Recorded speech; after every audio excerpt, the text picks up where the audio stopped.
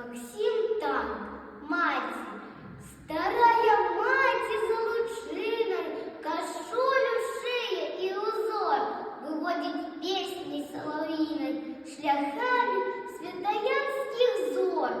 Син вольний сокол партизанить, але настанет час для сов, йому кашулі вишиваnej, да маті вернеться домов, а може злая куля упляде у узор смяротний тень, червоной ружей на кашулі, кров дорогая зацвіте.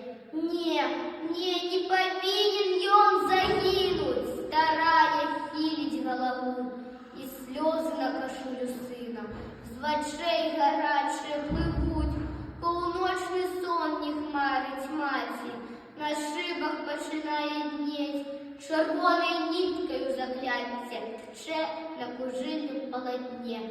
Закляття от ворожей кулі, от лютой смерти от петли, от круголовка праз кашулю,